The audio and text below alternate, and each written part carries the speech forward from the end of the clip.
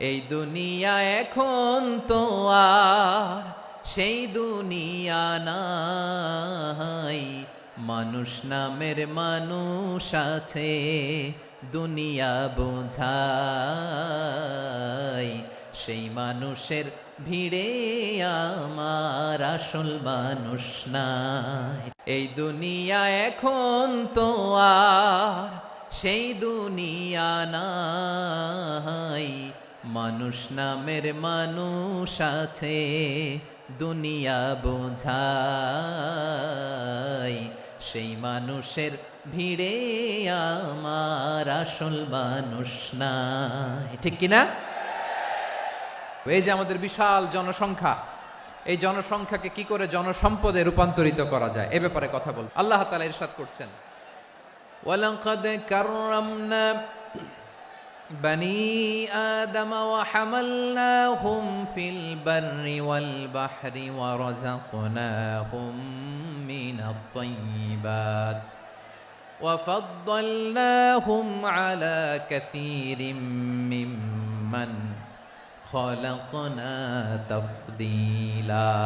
পড়েন আল্লাহু আকবার। রব্বুল আলামিন বলেন, ওয়ালাকাদ কাররামনা বনি আদম, আমি বনি আদমকে সম্মানিত করেছি, বনি আদমকে মর্যাদা দিয়েছি।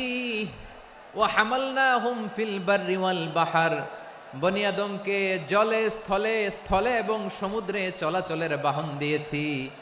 ওয়া রাযাকনাহুম মিনাত তাইয়্যিবাত, তাদেরকে পবিত্র রিজিকের বন্দোবস্ত করেছি। ওয়া ফাদ্দালনাহুম আলা কাসীরিম মিম্মান খালাকনা তাফদীলা, আর আমি আল্লাহ যাদেরকে সৃষ্টি করেছি তাদের মধ্য থেকে বনি আদমকে আমি শ্রেষ্ঠ বানিয়েছি, সবার চেয়ে সেরা। আমাদের মতো করে আল্লাহ কাউকে বানায় নাই। দুই পায়ে ভর করে শির দ্বারা এরকম স্ট্যান্ড রেখে মাথা উঁচু করে দাঁড়াতে পারে এরকম কোন প্রাণী পৃথিবীতে আছে?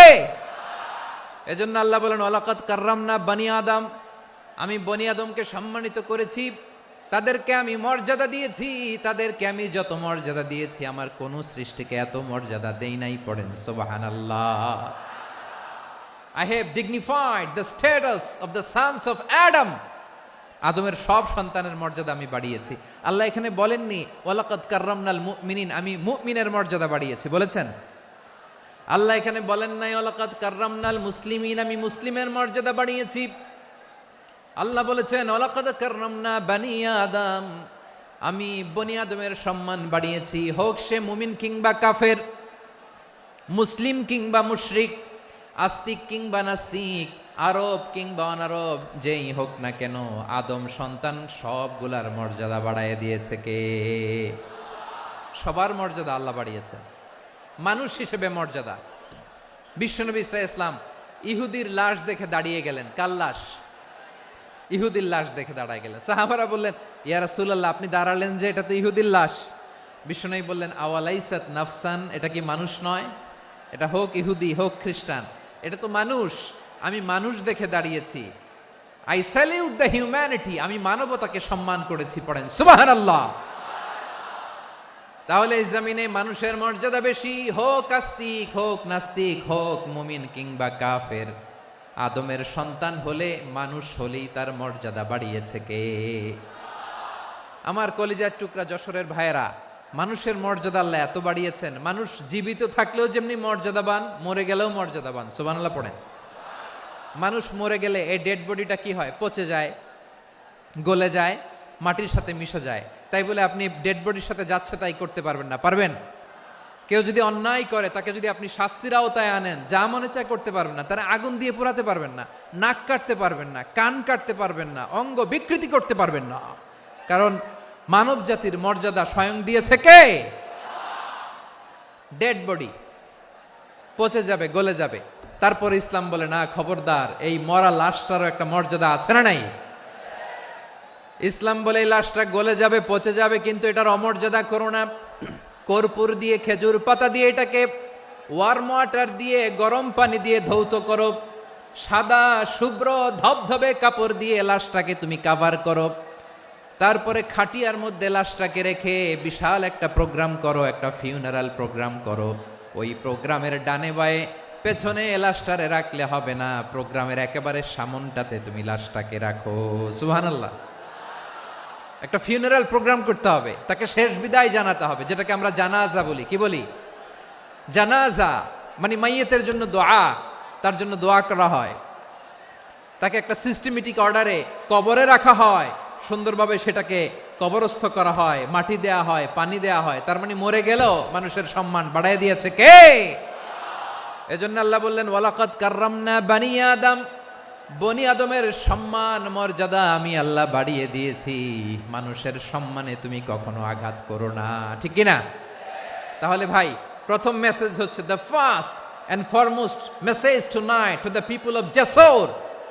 আল্লাহ বলেন I have dignified the status of son of আদম।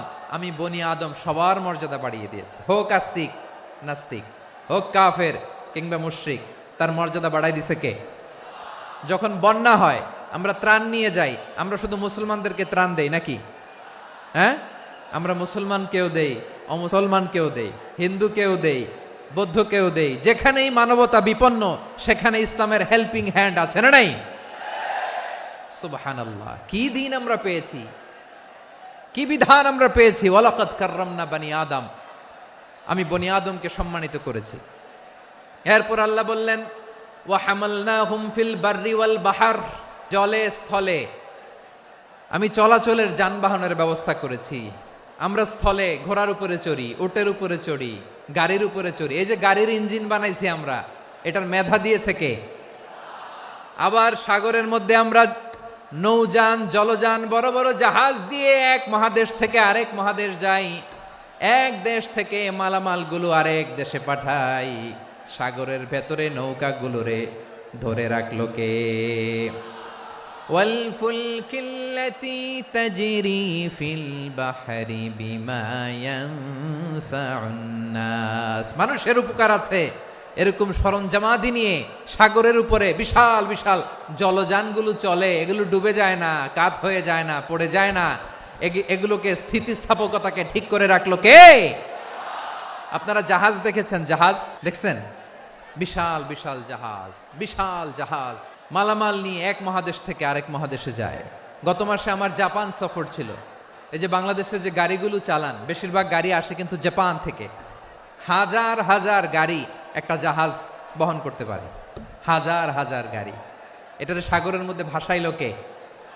হাজার হাজার গাড়ি নিয়ে জাপানিজ গাড়িগুলো আমাদের চট্টগ্রামের এয়ারপোর্টের বন্দরে ভিড়ে। যুক্তরাষ্ট্রে আমি দেখেছি বিশাল বিশাল জাহাজ। আপনারা টাইটানিক জাহাজের নাম শুনেছেন?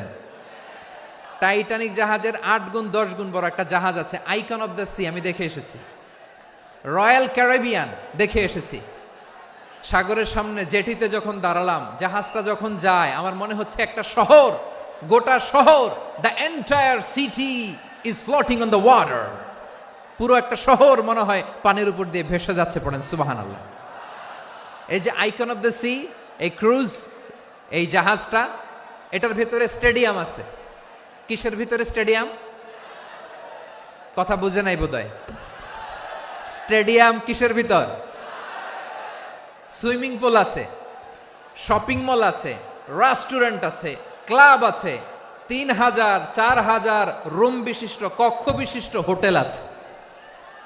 এই সবগুলোর নিয়ে এগুলো চলে সাগরের দোলার মধ্যে, জলোচ্ছ্বাসের মধ্যে। এই সাগরের ভেতরে এই জাহাজগুলোর ভাষায় রাখছে কে?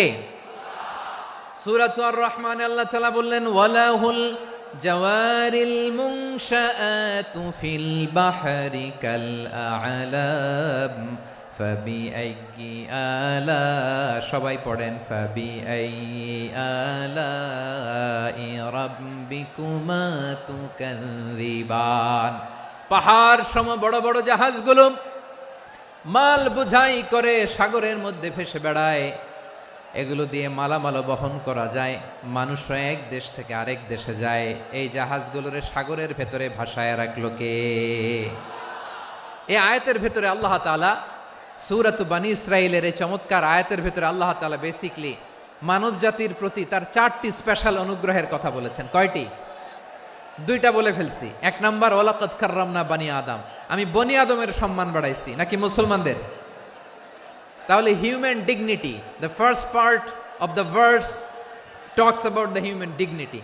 2 নাম্বার অংশ আল্লাহ তাআলা বললেন ওয়া হামালনাহুম ফিল বাররি ওয়াল বাহর, স্থলে এবং সমুদ্রে আমি তাদের জন্য চলাচলের বাহন দিয়েছি। সুবহানাল্লাহ। তার মানে smooth movement on land and sea, জলে এবং স্থলে যাতে আমরা স্মুথলি মুভ করতে পারি আল্লাহ তাআলা দিয়েছেন। 3 নম্বরে আল্লাহ তাআলা বললেন ওয়া রাযাকনাহুম মিনাত তাইয়্যিবাত, মানুষের জন্য আমি পবিত্র রিজিকের ব্যবস্থা করেছি। জলে এবং স্থলে যত প্রাণী আছে সবগুলা প্রাণীকে রিজিক দেয় কে? আমাদেরকে রিজিক দেয় কে? সাগরের মাছগুলোকে, বড় বড় তিমি মাছগুলোরে রিজিক দেয় কে? বাতাসের মধ্যে ভেসে বেড়ানো বড় বড় পাখিগুলো, স্ক্যান্ডিনেভিয়ান কান্ট্রি থেকে লক্ষ লক্ষ কোটি কোটি পাখিগুলো যে এক দেশ থেকে আরেক দেশে ট্রান্সফার হয়, এগুলোর রিজিক দেয় কে? রব্বুল আলামিন বলেন ওয়ামা মিন দাব্বাতিন ফিল আরদি ইল্লা আলাল্লাহি রিজকুহা ওয়া ইয়ালামু মুস্তাকাররাহা ওয়া মুস্তাওদাআহা কুল্লুম ফি কিতাবিম মুবিন। আল্লাহু আকবার। রব্বুল আলামিন বলেন ভূপৃষ্ঠে বিচরণশীল যত প্রাণী আছে সব প্রাণীগুলোকে আমি আল্লাহ আমার নিজের কুদরতে রিজিকের বন্দোবস্ত করি।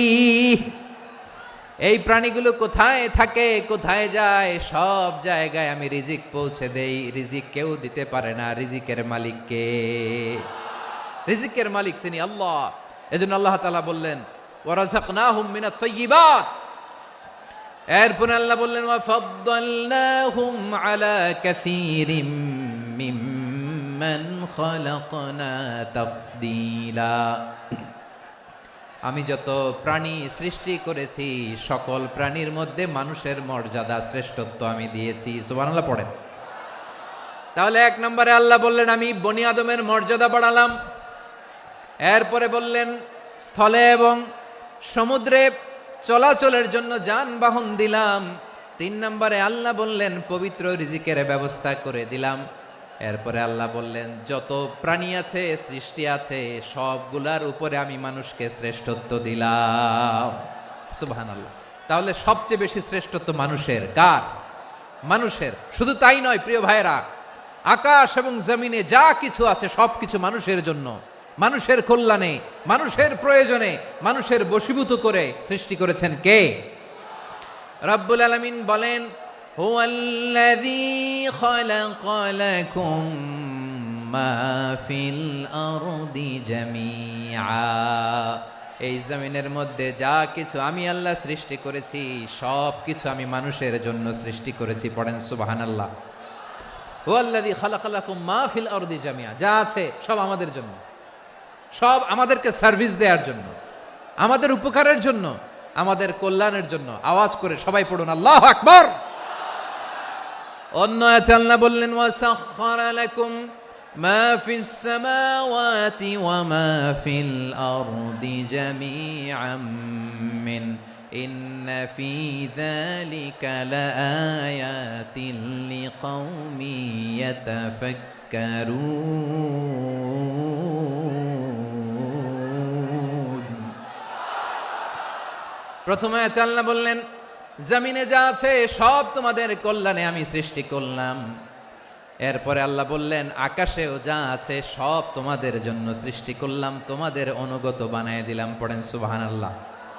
মানুষের কি ব্রেইন দেখেন, মানুষ জমিন ছেড়ে আকাশে চলে যায়। পাখি দেখে মানুষের শখ হলো পাখি যেহেতু উঠতে পারে আমরাও পারবো।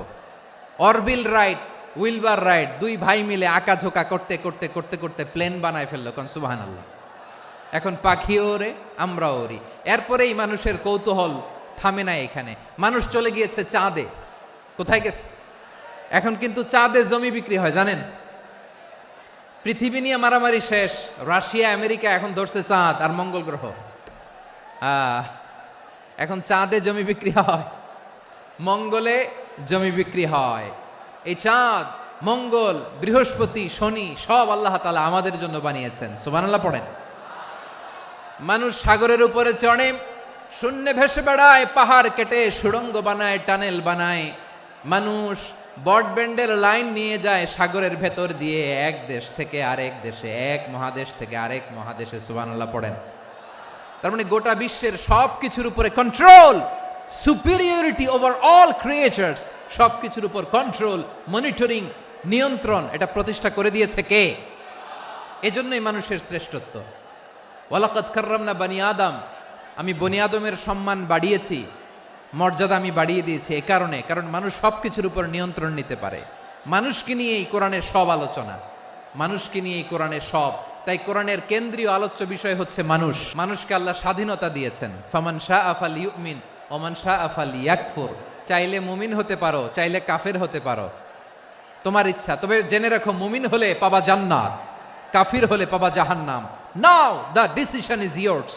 সিদ্ধান্ত তোমার, জান্নাতে যাবা না জাহান্নামে যাবা। মানুষকে আল্লাহ এত স্বাধীনতা দিয়েছেন, মানুষ চাইলে অনেক ভালো হইতে পারে। ভালোর রাস্তাও খোলা, খারাপ হওয়ার রাস্তাও খোলা। ভালো হইলে মানুষ অনেক ভালো, খারাপ হইলে অনেক খারাপ। ভালো হইলে সবচেয়ে ভালো, খারাপ হইলে সবচেয়ে খারাপ। এজন্য সিদ্ধান্ত আপনাকেই নিতে হবে। আল্লাহ তাআলা বলছেন, লাকাদ খালাকনাল ইনসানা ফি আহসানি তাকওয়িম সুম্মা রাদাদনাহু আসফালা সাফিলিন। আমি মানুষকে অনেক সুন্দর অবয়বে, সুন্দর আকৃতিতে সৃষ্টি করেছি। তার শুধু চেহারার ডিজাইনটাই সুন্দর নয়, তার ব্রেনটা বড্ড সুন্দর, তার মানসিকতা বড্ড সুন্দর, তার সৃজনশীলতা বড্ড সুন্দর। পড়েন সুবহানাল্লাহ। আমাদের ব্রেনটা অনেক সফিস্টিকেটেড ব্রেন, অনেক সফিস্টিকেটেড। এই 1.5 কেজি ব্রেন ইউজ করে মানুষ গোটা বিশ্বে সভ্যতা বিনির্মাণ করেছে, ঠিক কিনা? এই ব্রেন আল্লাহ তাআলা আমাকে দিয়েছে। এটারে কাজে লাগালে, আপনার 6 সেন্স কাজে লাগালে আপনি অনন্য মানুষ হয়ে উঠবেন, মহামানবে রূপান্তরিত হবেন। মানুষ হতে পারে, চাইলেই মহামানব হতে পারে। আবার যদি মানুষ চায় খারাপও হতে পারে। আল্লাহ বললেন শুধু ভালোই না, ভালো হতে চাইলে অনেক ভালো তুমি হতে পারো, আবার খারাপ হতে চাইলে অনেক খারাপ তুমি হতে পারো। সুম্মা রাদাদনাহু আসফালা সাফিলিন। খারাপ হলে একেবারে খারাপ হতে পারো, নিকৃষ্ট হলে একেবারে নিকৃষ্ট হতে পারো, ভালো হলেও ভালো হতে পারো। মানুষ শ্রেষ্ঠত্বে ফেরেশতাকে ছাড়িয়ে যায়, আর অধপতনে সে পশুকেও হার মানায়। এটার প্রমাণ কি? মানুষ শ্রেষ্ঠ হইলে যে ফেরেশতার চেয়েও সেরা, তার প্রমাণ কি? আল্লাহ তাআলা বলছেন, ওয়া ইয কুলনা লিল মালাইকাতি ইসজুদু লি আদম ফাসাজাদু ইল্লা ইবলিস আবা ওয়াস্তাকবারা ওয়া কানা মিনাল কাফিরিন। আল্লাহ বলেন, স্মরণ করো সে সময়ের কথা যখন আমি ফেরেশতাদেরকে বললাম, ও ফেরেশতারা আদমকে সেজদা দাও। সব ফেরেশতারা সম্মান সূচক সেজদা আদমকে দিল। তারা আদমের জন্য সেজদায় লুটিয়ে পড়লো, একজন ছাড়া, তার নাম ইবলিস। আওয়াজ করে বলেন, তার নাম কি? সে অহংকার প্রদর্শন করলো, সে কাফের হয়ে গেল। বাকি সব ফেরেশতারা সেজদা দিল। সুবহানাল্লাহ। আবার আদম আলাইহিস সালামকে আল্লাহ জিজ্ঞেস করলেন, সব বলে দিল উত্তর, কিন্তু ফেরেশতাদেরকে একই প্রশ্ন জিজ্ঞেস করলেন, তারা উত্তর করতে পারে নাই। তার মানে এর মধ্য দিয়ে প্রমাণিত হয়, মানুষ ভালো হলে ফেরেশতার চেয়েও ভালো, ফেরেশতার চেয়েও মানুষের মর্যাদা বাড়িয়ে দিয়েছে কে? সব নূরের ফেরেশতা যখন মাটির আদমকে সেজদা দেয়, এটা প্রমাণ করে ফেরেশতার চেয়েও মানুষের মর্যাদা বাড়িয়ে দিয়েছে কে? তুমি মাটির আদমকে প্রথম সৃষ্টি করিয়া ঘোষণা করিয়া দিলে শ্রেষ্ঠ বলিয়া, তাই তো নূরের ফেরেশতা করে আদমকে সেজদা। ঠিক কিনা বলেন? তাই তো নূরের ফেরেশতা করে আদমকে সেজদা। সবার চেয়ে সম্মান দিলে মাটির আদমকে। আল্লাহু আল্লাহু তুমি জাল্লে জালালুহু, শেষ করা তো যায় না গে তোমার গুণগান। পড়েন না? পড়েন। আল্লাহু আল্লাহু তুমি জাল্লে জালালুহু, শেষ করা তো যায় না গে তোমার গুণগান। আল্লাহু আল্লাহু। আল্লাহু আকবার। আদমের মর্যাদা বেশি, মানুষের মর্যাদা বেশি, মানুষ শ্রেষ্ঠ তার প্রমাণ, নূরের ফেরেশতা মাটির আদমকে সেজদা করে আওয়াজ করে বলেন ঠিক কিনা। তাহলে মানুষ ভালো হলে ফেরেশতার চেয়ে ভালো। আবার মানুষ যদি খারাপ হয় সে পশুর চেয়েও খারাপ, অধপতনে পশুত্বকে হার মানায়। তার প্রমাণ কি? তার প্রমাণ হচ্ছে যশোরের ভাইরা দেখবেন পত্রিকায় নিউজ পেপারে মাঝে মাঝে এরকম দেখা যায়, এক মানুষ আরেক মানুষকে হত্যা করে 20 টুকরা করে বস্তার ভেতরে ভরেছে। আচ্ছা, বুঝে থাকলে আওয়াজ করে বলেন, কোনদিন শুনছেন একটা হাতি আর একটা হাতিকে হত্যা করে 20 টুকরা করছে, এরপরে বস্তার ভিতরে ভরছে? হইছে? তাহলে দেখেন, মানুষ যদি খারাপ হয় সে পশুকেও হার মানায়। চিল্লায় বলো ঠিক কিনা। এমনও দুশ্চরিত্র মানুষ আছে যার নজর থেকে 6 মাসের ছোট্ট মেয়ে থেকে শুরু করে 80 বছরের বৃদ্ধারাও নিরাপদ নয়। পশুকেও হার মানে। মানুষের ঘর জ্বালিয়ে পুড়ে মেসাকার করে দেয়, জনপদের পর জনপদ জ্বালায় দেয়। এরকম আছে না নাই? গাজার মধ্যে যে অ্যাটাক করেছে, এরা মসজিদ মানে নাই, মসজিদে বম ফেলেছে। এরা খ্রিস্টানদের চার্চ গির্জা মানে নাই, গির্জায় বম ফেলেছে। পৃথিবীর ইতিহাসে never happened in the history of the world that someone bombed on a hospital, on a ICU center. এমন হাসপাতাল যেখানে আইসিইউর রোগীরা আছে, ওই হাসপাতালের উপরও ইসরায়েলি সৈনিকেরা বোমা মেরেছে। জোরে বলেন ঠিক কিনা। এরা মানুষ? আওয়াজ করে বলেন, এরা মানুষ না। প্রিয় ভাইয়েরা, চোখ কান নাক মুখ থাকলেই মানুষ না। যা সামনে দেখেন এগুলো সব মানুষ না, এগুলো জনসংখ্যা। এগুলো কি? সবাই বলুন, এগুলো কি? বাড়ছে জনসংখ্যা, কমছে মানুষ।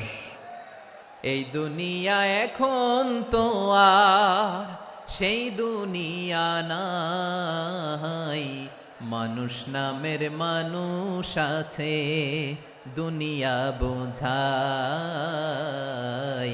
সেই মানুষের ভিড়ে আমার আসল মানুষ নাই। ঠিক কিনা? আসল মানুষের বড্ড অভাব, আসল মানুষের বড্ড অভাব। আমার ভাইয়েরা, মানুষ খারাপ হলে পশুকেও হার মানায়। আচ্ছা, আওয়াজ করে বলেন, যে ইসরায়েলি সোলজাররা উপর থেকে বোমা মারল তারাও মানুষ? তারাও কি? ওরাও রক্তে মাংসে মানুষ, ওদেরও পরিবার আছে। বোমা মেরে যেই মেয়েটাকে তারা অনাথ বানায়, ইয়াতিম বানায়, ও কিন্তু বাসায় ওর মেয়েটাকে রেখে আসছে। ঠিক কিনা বলেন? বম্বিং করে যে বাবাকে মেরে, স্বামীকে মেরে স্ত্রীকে বিধবা বানায়, তারও ঘরে স্ত্রী আছে। উপর থেকে বম মেরে মানুষ মেরে দিচ্ছে, তারাও মানুষ। 1945 সালের 6 আগস্ট আমেরিকান সোলজাররা হিরোশিমায় বম মেরেছে। আমি নিজে দেখে এসেছি জাপানের হিরোশিমাতে। সকাল 8:15 মানুষ কেউ অফিসে যাচ্ছিল, কেউ খেতে খামারে কাজ করতে যাচ্ছিল। লিটল বয় নামে একটা বোম মেরেছে তারা।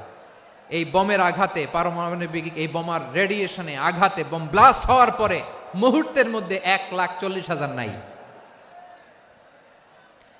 উপর থেকে যারা মারতেছে এরাও মানুষ, যাদেরকে মারলো তারাও। তার মানে মানুষে মানুষে পার্থক্য আছে না? নেই? মানুষে মানুষে পার্থক্য আছে। নাক কান চোখ মুখ থাকলেই মানুষ নয়। বাড়ছে জনসংখ্যা, কমছে মানুষ। চিল্লায় বলো ঠিক কিনা। ভালো মানুষ যারা জগৎটাকে এনলাইটেন করবে, যারা সত্যের বীর সেনানী হয়ে দাঁড়াবে, যারা সত্যের পক্ষে কথা বলবে, যারা জালিমের মসনদকে ভেঙে খান খান করে দেবে, এরকম হওয়ার দরকার আছে না নাই? এরকম ভালো মানুষ আমরা হতে চাই কি চাই না? মানুষকে যত্ন নিলে মানুষ যে কত ভালো হয় আপনি কল্পনাও করতে পারবেন না। মানুষকে নার্চারিং করলে, মানুষকে পলিশ করলে, মানুষকে গ্রুমিং করলে, মানুষকে সঠিক তারবিয়া দিলে মানুষ অনন্য হয়ে ওঠে। প্রতিটি মানুষ অনন্য। আমি অনন্য, আপনি অনন্য, আমরা সবাই অনন্য। সুবহানাল্লাহ বলেন। মানুষকে আল্লাহ তাআলা দিয়েছেন অসীম ক্ষমতা, অসীম ক্ষমতা। সুবহানাল্লাহ। একটা মানুষ পারে না এমন কিছু নাই, বিশ্বাস করতে হবে। মানুষ যা কল্পনা করতে পারে ওইটা মানুষ করে দেখাতে পারে। তুমি তোমার কল্পনার রাজ্যকে সাজাও, তোমাকে হারাতে পারে এমন কোন শক্তি আল্লাহর জমিনে নাই। তোমার কি শক্তি, কি সম্ভাবনা তুমি জানোই না মিয়া। তুমি এদিকে তাকাও কেন? তোমার রাস্তা তো ওই দূরে। তুমি কোথায় যাবে, আল্লাহ তোমার টেনে কোথায় নিয়ে যাবে তুমি কিছুই জানো না। প্ল্যান বিগ, ড্রিম বিগ, কল্পনার শক্তিকে বড় করো। মানুষ যা কল্পনা করতে পারে মানুষ তা করে দেখাতে পারে। মানুষের কাছে অসাধ্য কিছু নাই, মৃত্যু ছাড়া, এক্সেপ্ট ডেথ। মৃত্যু ছাড়া মানুষ সবকিছুকে জয় করতে পারে। তোমার জন্ম হয়েছে জিতার জন্য, বিজয়ের জন্য তোমার জন্ম। মানুষের শুরুটাই হয় বিজয় দিয়ে। আমরা যখন আমার পিতার পৃষ্ঠদেশে ছিলাম, পিতার পৃষ্ঠদেশ থেকে শুক্রাণু যখন মায়ের গর্ভদেশে যেয়ে পড়ে, কতটা শুক্রাণু ভ্রমণ শুরু করে জানো? 20 কোটি শুক্রাণু। একবার সিমেন আউট হলে সেখানে 20 কোটি শুক্রাণু থাকে, ভ্রমণ শুরু করে। ওই 20 কোটি শুক্রাণুর মধ্য থেকে তুমি আমি আজকে এক বিকশিত শুক্রাণু মানব রূপে পৃথিবীতে এসেছি। সুবহানাল্লাহ। ওই 20 কোটি শুক্রাণুর প্রতিযোগিতায় সবাইরে পেছনে ফেলে সেদিন আমি সফল হয়েছিলাম, সেদিন আমি বিজয়ী হয়েছিলাম।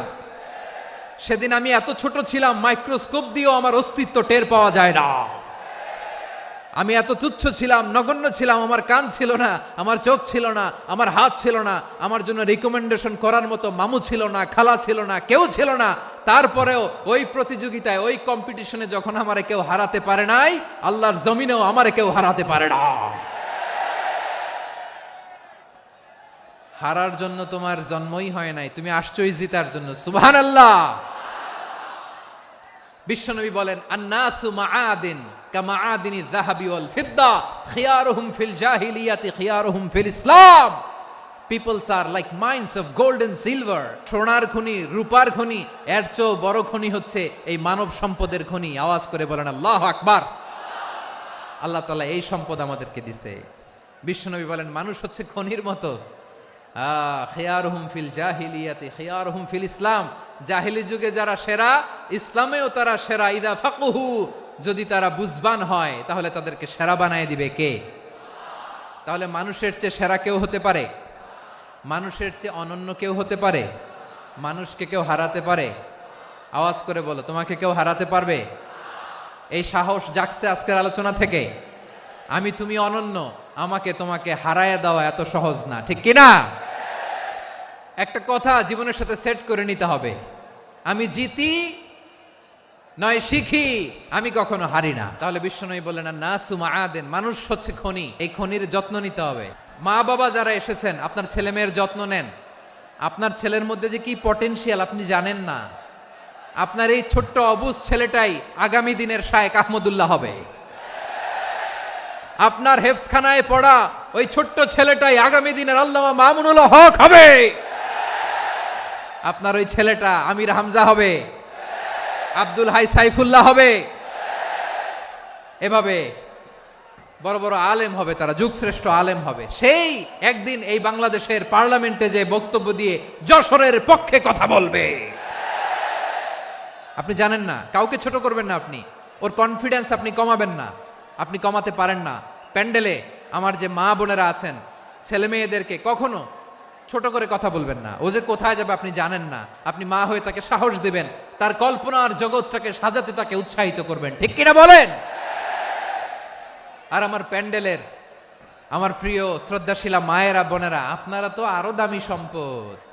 বিশ্বনবী বলেন, আর দুনিয়া কুল্লুহা মাতা। আল্লাহ আল্লাহ আল্লাহ।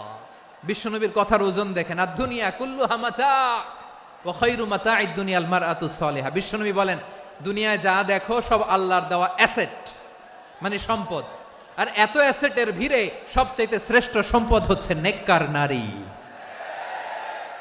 সুবহানাল্লাহ। ভাইয়েরা, বোনের সাথে খারাপ আচরণ করো না। সন্তান মায়ের সাথে খারাপ আচরণ করো না। আমাদের মায়েরা আমাদের asset, they are our priceless asset. কারণ এই মায়েদের পেটে এসেছে আল্লাহর ওলিরা। এই মায়েদের পেটে এসেছে খান জাহান আলী। এই মায়ের পেটে এসেছে শাহজালাল ইয়ামানি। এই মায়ের পেটে এসেছে আল্লাহর সব নবীরা।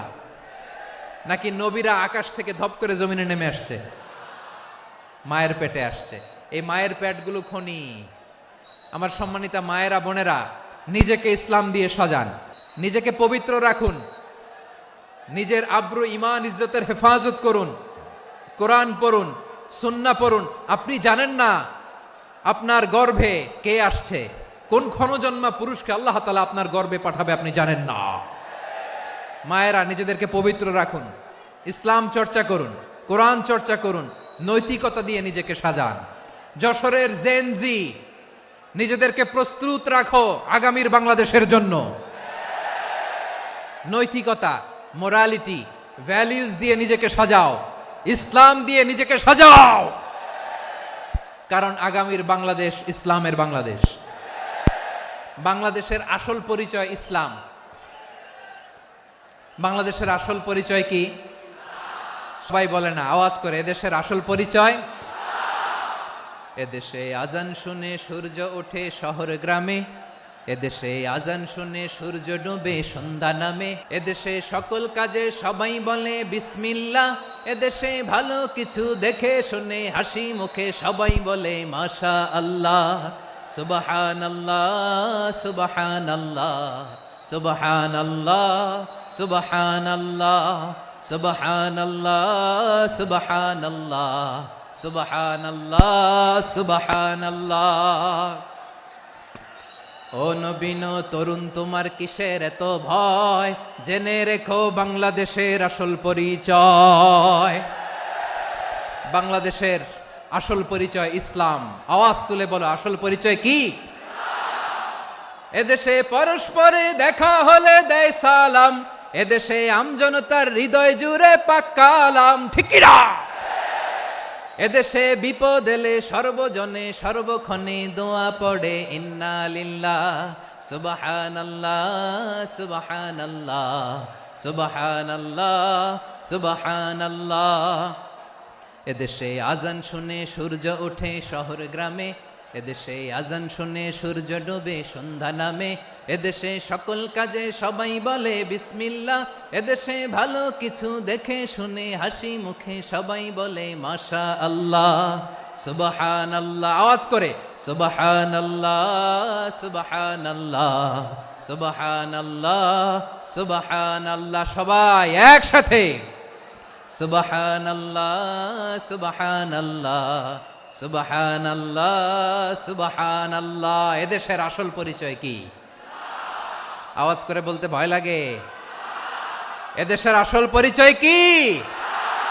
ইসলাম দিয়ে আমাদের সংসদ ভবন চলুক, আমরা চাই কি চাই না? বঙ্গভবনে লা ইলাহা ইল্লাল্লাহর পতাকা উড়ুক, আমরা চাই কি চাই না? প্রতিটি জেলা অফিসে, ডিসি অফিসে লা ইলাহার পতাকা ঝুলুক, আমরা চাই কি চাই না? মানুষকে যত্ন নিলে মানুষের মধ্যে যারা কি পটেনশিয়াল রেখেছে। আমি জাপানের দুইটা উদাহরণ দেই। জাপানে 2022 সালে জাপানের সাথে জার্মানির খেলা, ফিফা ওয়ার্ল্ড কাপ 2022, ওই খেলায় জিতেছিল Japan.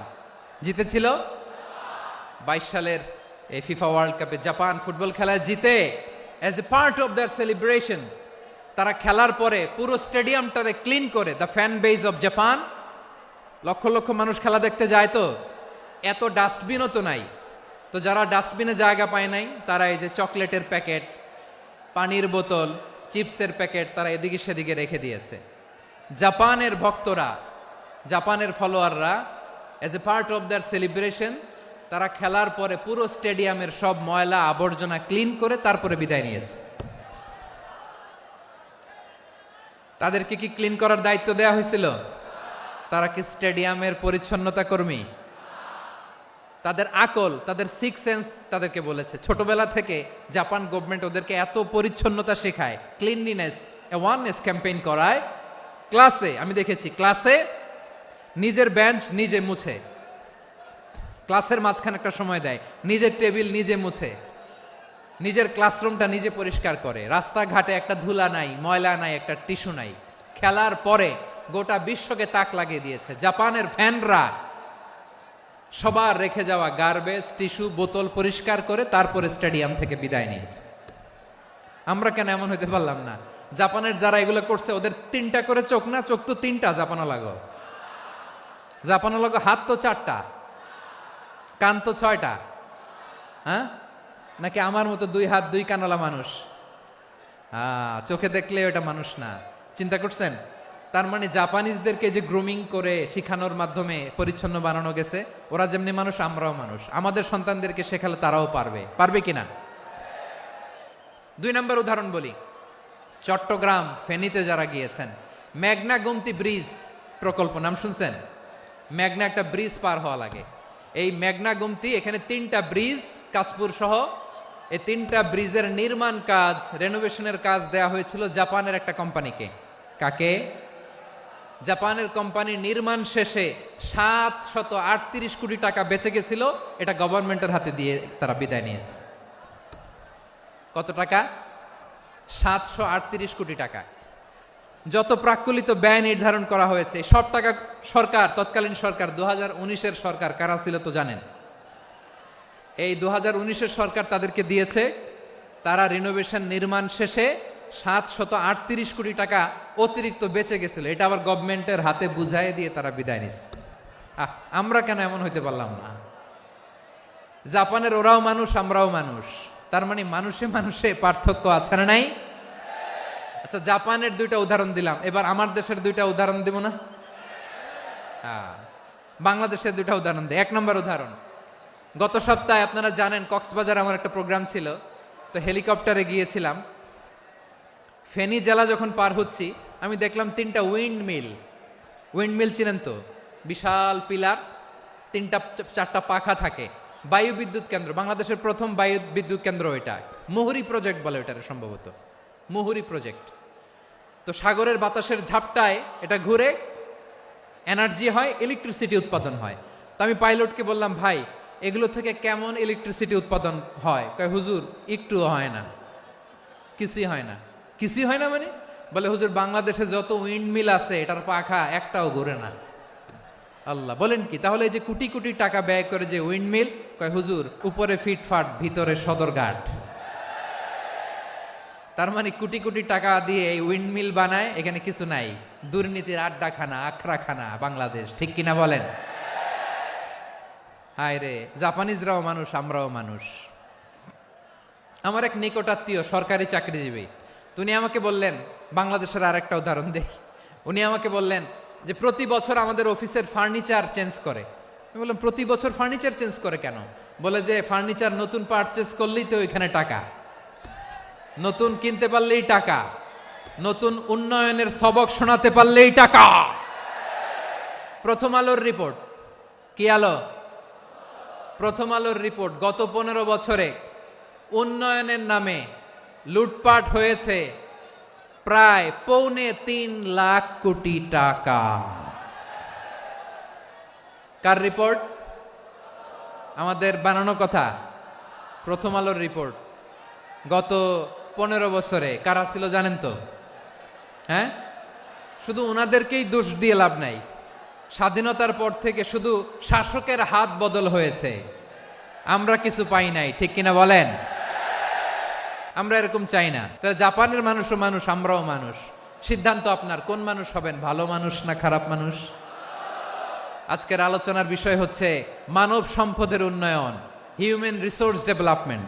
It's a process to increase the capacity of knowledge, skill, capacity of the people of a country. একটা দেশের মানুষের জ্ঞান, তাদের দক্ষতা কি করে বাড়ানো যায়, বাড়িয়ে দেশের উন্নয়ন করানো যায়, এটাই হচ্ছে মানব সম্পদ উন্নয়নের মূল কথা। তাহলে মানব সম্পদ হচ্ছে একটা দেশের সবচাইতে শক্তিশালী পুঁজি। প্রাকৃতিক সম্পদ, খনিজ সম্পদের চেয়েও দামি হচ্ছে মানব সম্পদ। আল্লাহ তাআলা দয়া করে আমাদেরকে এই মানব সম্পদ দিয়েছেন। আসুন আমাদের এই মানুষগুলোকে আমরা সোনার মানুষ বানাই। রাজি আছেন তো সবাই? রাজি আছেন? মানুষ পারে না এমন কোনো কিছু নাই, চাইলে সব পারে। এজন্য মানুষকে তারবিয়া দিতে হবে, যথাযথভাবে তাদেরকে গড়তে হবে। আসুন আমরা সিরাতের আয়নায় বিশ্বনবীর জীবনী থেকে দেখি তিনি কিভাবে হিউম্যান রিসোর্সকে ম্যানেজ করতেন। বিশ্বনবী, he was a very good talent hunter, চৌকস ট্যালেন্ট হান্টার ছিল। কার মধ্যে কি ট্যালেন্ট আছে দেখলেই বুঝে ফেলতেন। সুবহানাল্লাহ পড়বেন না? কি নবী আমরা পেয়েছি! He was a very good talent hunter. আমার নবী, তিনি চৌকস ট্যালেন্ট হান্টার ছিলেন। কার মধ্যে কি প্রতিভা বের করতেন, ওই প্রতিভাকে ইসলামের কল্যাণে কাজে লাগাতেন। যাকে যেই জায়গায় সেট করলে ভালো হবে তাকে ওই জায়গায় সেট করতেন। কয়েকজন সাহাবীর জীবনী শোনাই। আবু মাহজুরা রাদিয়াল্লাহু তাআলা আনহু, মক্কার মুয়াজ্জিন, আগে ছিল মুশরিক, পরে হইছে মুমিন। উনি কিভাবে মুমিন হইলেন এই ঘটনাটা একটু আপনাদের শোনাতে চাই। আবু মাহজুরা রাদিয়াল্লাহু তাআলা আনহু কিভাবে মুসলিম হলেন, আওয়াজ করে শুনেন। হুনাইনের যুদ্ধ, 8ম হিজরি, বিষ্ণু ঈসা ইসলাম হুনাইনের যুদ্ধ শেষে ফিরতেছেন। পথিমধ্যে বেলাল রাদিয়াল্লাহু তাআলা আনহু আজান দিচ্ছেন। কি দিচ্ছেন? তো পাশে ছিল মুশরিকদের একটা পল্লী, কিছু মুশরিক তরুণ, কিছু অমুসলিম কিশোর, তারা আজানকে ব্যঙ্গ করতেছে। আমাদের বাংলায় মুখ ভেঙ্গানো বলে আর কি। বেলাল রাদিয়াল্লাহু তাআলা আনহু আজান দিচ্ছেন, ওই বাচ্চাগুলো মুশরিক, তো ওরা আজানকে ব্যঙ্গ করতেছে, বিকৃতি করে ওরাও আজান দিচ্ছে। উদ্দেশ্য হচ্ছে আজানকে নিয়ে ঠাট্টা করা। উদ্দেশ্য কি? ঠাট্টা করা। ব্যাপারটা মনে কষ্ট পাওয়ার মতো ব্যাপার না? কিন্তু বিশ্বনবী ওইখানে দেখেন কি খুঁজলেন। বিশ্বনবী খেয়াল করলেন অমুসলিম কিশোরদের মধ্য থেকে একটা কিশোরের গলাটা বড় দরাজ গলা, কণ্ঠটা বড় সুন্দর। খেয়াল করে দেখলেন যে কিছু কিশোর বেলালের আজানকে ব্যঙ্গ করে, বিকৃতি করে, কিন্তু একজনের কণ্ঠ দেখতে পাচ্ছেন না এত দূরে, কিন্তু কণ্ঠটা বড় সুন্দর, দরাজ গলা। বিশ্বনবী সাহাবীদেরকে বললেন, ধরো এগুলারে, ধরো। সবগুলারে ধরে বিশ্বনবীর সামনে আনা হলো। ওরা হাঁটু গেড়ে বসলো। বিশ্বনবী বললেন, তোমাদের মধ্যে কে যেন ব্যঙ্গ করে আজান দিচ্ছিল, তার গলাটা বড় উঁচু, গলার বেসটা বড় মজবুত, মেলোডিয়াস, সুমধুর কণ্ঠ, কে? আবু মাহজুরা বলে, আমার বন্ধুরা সবাই আমার দিকে আঙ্গুল দেখায়, আমি পড়ে গেছি বিপদে। রাসূল সাল্লাল্লাহু আলাইহি ওয়াসাল্লাম বাকি অমুসলিম তরুণদেরকে ছেড়ে দিলেন, বললেন তোমরা যাও। এবার আবু মাহজুরারে পাইছে। আবু মাহজুরার চুলের মধ্যে হাত দিলেন বিশ্বনবী, মাথায় হাত দিয়ে বললেন, এবার আজান দাও দেখি। আবু মাহজুরা বলে, আমি তো আজান দিতে জানি না, কারণ আমি তো বেলালেরটা শুইনা দিছি, আমার তো মুখস্থ নাই, আমি তো আজান দিতে জানি না। বিশ্বনবী বললেন, জানো না? তাহলে আসো, আমি তোমারে শিখাই দেই। সুবহানাল্লাহ পড়েন। আবু মাহজুরা হাঁটু গেড়ে বসে, বিশ্বনবীর মোবারক হাত আবু মাহজুরার চুলের মধ্যে। বিশ্বনবী আজানের মুআল্লিম আবু মাহজুরাকে বলতেছে, ঠিক আছে তোমারে শিখাই দিচ্ছি, আমি যা যা বলবো আমার সাথে সাথে বলো, পারবা? আবু মাহজুরা বলে, পারবো। বিশ্বনবী আজান দিচ্ছেন, মাথায় হাত দিয়ে আল্লাহু আকবার,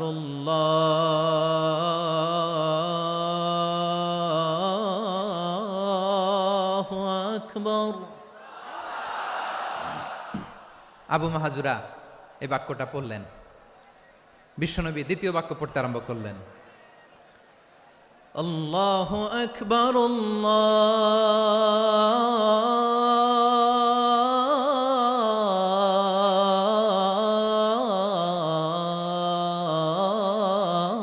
আল্লাহু আকবার।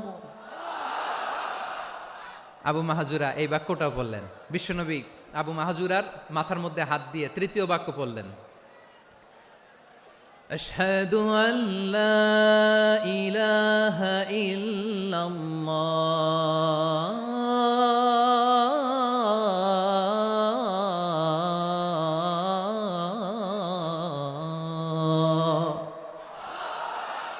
আবু মাহজুরা তৃতীয় বাক্য পড়লেন। বিশ্বনবী একটা বাক্য পরে আবু মাহজুরা পরে, বিশ্বনবী পরে আবু মাহজুরা পরে। আবু মাহজুরা কিন্তু অমুসলিম, মুশরিক।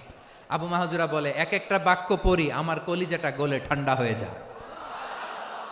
এতদিন মোহাম্মদকে গালি দিতাম, এখন মোহাম্মদ আমার মাথায় যখন হাত রাখছে আমার সারা শরীর ঠান্ডা হয়ে গেছে। বিশ্বনবী আজান শিখাচ্ছেন, একটা একটা বাক্য পড়ে আবু মাহজুরাও পড়ে, বিশ্বনবী পড়ে আবু মাহজুরাও পড়ে। পুরো বাক্যগুলো যখন শেষ, আজান শেষ, আবু মাহজুরাও যখন পুরো আজান পড়লেন, আবু মাহজুরা বললেন, এতদিন মোহাম্মদের চেহারা দেখলে আমার ঘৃণা লাগতো, আজ থেকে মোহাম্মদের চেহারার চেয়ে প্রিয় চেহারা আমার কাছে নাই। আবু মাহজুরা বললেন, ও মুহাম্মদ, আজানের বাক্য তো আপনি আমারে শেখালেন, এখানেই শেষ করবেন না, আপনি আমারে পড়ায় দেন, লা ইলাহা ইল্লাল্লাহু মুহাম্মাদুর রাসূলুল্লাহ সাল্লাল্লাহু আলাইহি ওয়াসাল্লাম। বিশ্বনবীর সাথে দাঁড়িয়ে উনি শাহাদা পড়ে মুসলমান হয়ে গেলেন। এবার আবু মাহজুরা বলে, ইয়া রাসূলুল্লাহ, ইয়া হাবিবাল্লাহ, আমি মুমিন হয়েছি, মুসলমান হয়েছি, আপনার কাছ থেকে আজান শিখার সৌভাগ্য আমি লাভ করেছি গো নবী। আমার কণ্ঠের বড় তারিফ করেছেন, আপনি আমার আজানকে আপনি পছন্দ করেছেন। একটা জিনিস আপনার কাছে চাই, আপনি আমাকে মক্কার মসজিদুল হারামের মুয়াজ্জিন হিসেবে অ্যাপয়েন্ট করে দে। বিষ্ণু ইসা ইসলাম বললেন, যাও আবু মাহজুরা, আমি তোমাকে পৃথিবীর শ্রেষ্ঠতম মসজিদ মক্কার মসজিদুল হারামের মুয়াজ্জিন হিসেবে অ্যাপয়েন্ট করে দিলাম। দেখছেন কিভাবে ট্যালেন্ট হান্টিং করতে হয়, কিভাবে হিউম্যান রিসোর্স মানব সম্পদকে ব্যবহার করতে হয়। আসছিল আজানকে ভেঙ্গাইতে, আসছিল কেন? আজানকে ব্যঙ্গ করার জন্য, বিকৃত করার জন্য। আজানকে বিকৃত করতে যে ইসলামের সবচেয়ে শ্রেষ্ঠ মসজিদের মুয়াজ্জিন হয়ে গেল। পড়েন সুবহানাল্লাহ।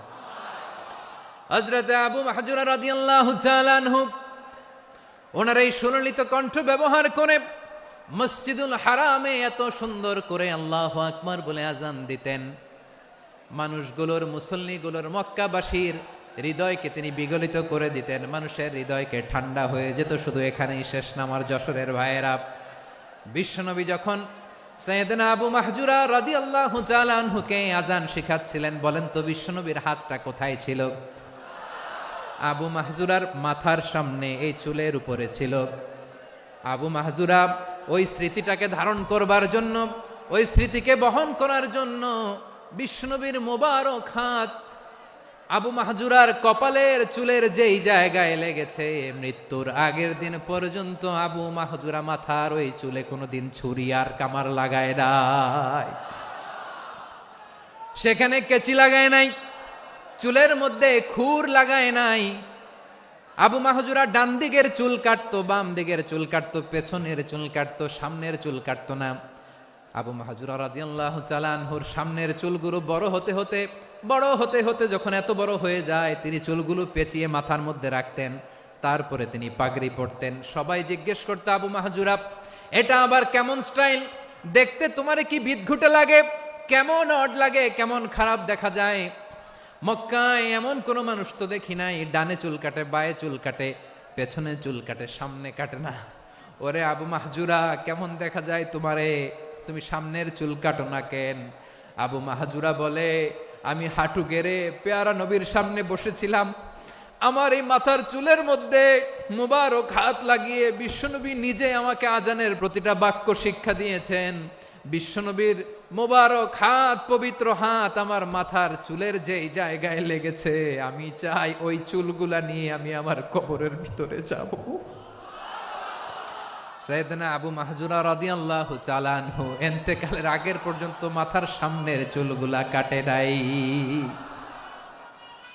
মাথার সামনের চুল তিনি কাটেন নাই। সুবহানাল্লাহি বিহামদি। কেমন ভালোবাসতেন বিশ্বনবী সাহাবীদেরকে, সাহাবারা কেমন ভালোবাসতেন বিশ্বনবীকে। সামনের চুলগুলো বড় হতে হতে এত বড় ছিল, পেঁচিয়ে রেখে পাগড়ি পরতেন, কাটতেন না। নবীর হাত লেগেছিল। সুবহানাল্লাহ পড়েন। তাহলে what is the lesson, moral of the story কি? মোরাল অফ দ্য স্টোরি হচ্ছে, আসছিল আজানকে ব্যঙ্গ করার জন্য, বিকৃত করার জন্য, হয়ে গেল মসজিদুল হারামের মুয়াজ্জিন। দেখেন বিশ্বনবী একটা খারাপ সিচুয়েশনের মধ্যে থেকে কি ভালো জিনিস বের করে আনলেন। আমি যে শুরুতে বলেছি কিভাবে তিনি হিউম্যান রিসোর্সকে ডেভেলপ করেছেন, ম্যানেজ করেছেন। তিনি যে চৌকস ট্যালেন্ট হান্টার ছিল, দেখেন সবার মধ্যে থেকে এর বাছাই করে মুয়াজ্জিন বানাই দিয়েছেন। সুবহানাল্লাহ পড়েন। তার মানে এই না সবাইরে ধরে ধরে উনি মুয়াজ্জিন বানাইছেন। যার যেই ট্যালেন্ট আছে তাকে ওই কাজে অ্যাসাইন করেছেন। যার যেই প্রতিভা আছে তার প্রতিভাকে ইসলামের কাজে লাগিয়েছেন। সুবহানাল্লাহ পড়েন। যায়েদ বিন সাবেত রাদিয়াল্লাহু তাআলা আনহু নাম শুনেছেন? বিশ্বনবী দেখলেন মদিনার এই আনসারী সাহাবী হাইলি ট্যালেন্টেড, ইন্টেলেকচুয়াল, মেরিটোরিয়াস, জ্ঞানের প্রতি তার আকর্ষণ, মারাত্মক আকর্ষণ। বিশ্বনবী তাকে দায়িত্ব দিলেন, কোরআন যা নাজিল হয় তুমি লিখো, কাতিবুল ওহী বানায় দিলেন। সুবহানাল্লাহ। যায়েদ বিন সাবেতরে আবার আজান শিখান নাই, কারণ তার মধ্যে বিশ্বনবী প্রতিভা দেখেছেন, একাডেমিক প্রতিভা। বিশ্বনবীর একাডেমিক প্রজেক্টগুলো তিনি হ্যান্ডেল করতেন। যায়েদ বিন সাবেত ছিল বিশ্বনবীর ব্যক্তিগত সচিব। কি ছিল? ব্যক্তিগত সচিব। বোঝেন নাই? বিশ্বনবীর ব্যক্তিগত সচিব এবং দোভাষী। ইহুদিরা কিছু লিখে দিলে এটার অর্থ বিশ্বনবীরে বুঝায় দিতেন। আবার ইহুদিদের কাছে কিছু লিখতে হলে তিনি লিখে দিতেন। বিশ্বনবী একদিন বললেন, ইন্নী ওয়াল্লাহি মা আমানু ইয়াহুদা আলা কিতাব। ইহুদিরা যে চিঠি পাঠায় অর্থ তো বুঝি না, আরেক ইহুদি আইনে অর্থ করা লাগে। আবার ইহুদিদের কাছে কিছু লিখে পাঠাইতে চাইলে আমরা তো লিখতে পারি না, ইহুদিরে দিয়ে লেখা লাগে। ওরা যে পৈরা শোনায় লিখে দেয়, আমি ওদের বিশ্বাস করি না। আমার নিজের একজন লোক দরকার। বিশ্বনবী এই জায়েদ বিন সাবেতকে চুজ করলেন ল্যাঙ্গুয়েজের জন্য। উনি বললেন, জায়েদ, তোমার সফট স্কিলকে ডেভেলপ করতে হবে, তুমি হিব্রু ল্যাঙ্গুয়েজ শিখে ফেলো। জায়েদ বিন সাবেত বলল, বিশ্বনবীর মোটিভেশন আর ইন্সপিরেশন পেয়ে আমি 15 দিনে ইহুদিদের এই হিব্রু ল্যাঙ্গুয়েজ শিখে ফেললাম। শুধু শিখে ফেললাম না, হাত্তা হাদিকতু, even I became master in the language. এই ভাষা আমি পারদর্শী হয়ে গেলাম। এরপরে ইহুদিরা চিঠি লিখে পাঠালে আর কোনো ইহুদি ডাকা লাগতো না, আমি নবীর এটার অর্থ শুনে পরে বুঝাই দিতাম। আবার ইহুদিদের কাছে চিঠি লেখা লাগলে আমি জায়েদ বিন সাবেত চিঠি লিখে দিতাম। সুবহানাল্লাহ। দেখেন, এত সাহাবীর মধ্য থেকে বিশ্বনবীর একাডেমিক প্রজেক্ট, ব্যক্তিগত সচিব, দোভাষী হিসেবে তিনি জায়েদ বিন সাবেতের মতো তরুণকে নির্বাচিত করেছেন। কেমন ট্যালেন্ট হান্টার ছিল আমার নবী! সুবহানাল্লাহ পড়বেন না?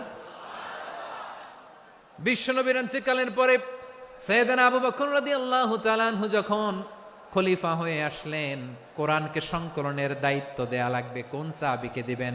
সব সাহাবারা মিলে পরামর্শ করলেন। সাইয়েদনা আবু বকর, ওমর সবাই মিলে এই বিশাল কোরআন সংকলনের গুরু দায়িত্ব বিশ্বনবীর ব্যক্তিগত সচিব, বিশ্বনবীর দুভাষী, বিশ্বনবীর সিলেক্ট করাই লোক জায়েদ ইবনে সাবেত রাদিয়াল্লাহু তাআলা আনহুকে দিয়েছে। এই যে আজকের যে কোরআন পড়েন, এটা আগে এরকম ছিল না। কোরআন নাজিল হলে সাহাবারা চামড়ার, ওটের চামড়ায় লিখে ফেলতো, ওটের চ্যাপ্টা হাড্ডির মধ্যে লিখে ফেলতো, গাছের গুড়ির মধ্যে লিখে ফেলতো, বিভিন্ন জনের কাছে ছড়ানো ছিটানো ছিল। আবু বকর রাদিয়াল্লাহু তাআলা আনহু একসাথে করলেন, পরবর্তীতে উসমান রাদিয়াল্লাহু তাআলা আনহু একসাথে করলেন। 114 সূরার এখন এই মুসহাফ, এই কম্পাইলেশন, এই কপি আমরা পেয়েছি, যার হিউজ কন্ট্রিবিউশন ছিল। এই পুরো কোরআন কম্পাইলেশনের প্রজেক্ট ম্যানেজার ছিল জায়েদ বিন সাবেত রাদিয়াল্লাহু তাআলা আনহু। কোরআন কম্পাইলেশনের প্রজেক্ট ম্যানেজার। দেখেন, উনারে মাথায় হাত দিয়ে আজান শিখায় নাই। সুবহানাল্লাহ কইবেন না?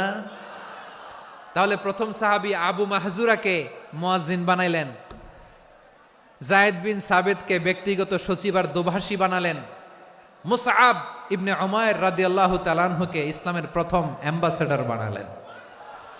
কি নাম? He was the first ambassador in Islam. ইসলামের প্রথম ডিপ্লোম্যাট, ইসলামের প্রথম কূটনৈতিক মুসআব ইবনে উমাইর, মক্কার তরুণ যুবক। উনি পারফিউম লাগাইলে মানুষ দেখলেই বুঝতো এটা মুসআব লাগাইছে। এমন স্মার্ট, ড্যাশিং ফেস, এমন পার্সোনালিটির মানুষ ছিল মুসআব রাদিয়াল্লাহু তাআলা আনহু। কারণ যিনি ইসলামের স্পোকম্যান হবেন, মুখপাত্র হবেন, তার স্মার্ট হওয়ার দরকার আছে না নাই? আকাবার প্রথম শপথ যখন হলো, তাদের সাথে বিষ্ণু ঈসা ইসলাম মদিনাতে একজন মুখপাত্র পাঠালেন, ডিপ্লোম্যাটকে পাঠালেন, অ্যাম্বাসেডর অফ ইসলাম। তিনি হচ্ছেন মুসআব ইবনে উমাইর। পড়েন সুবহানাল্লাহ।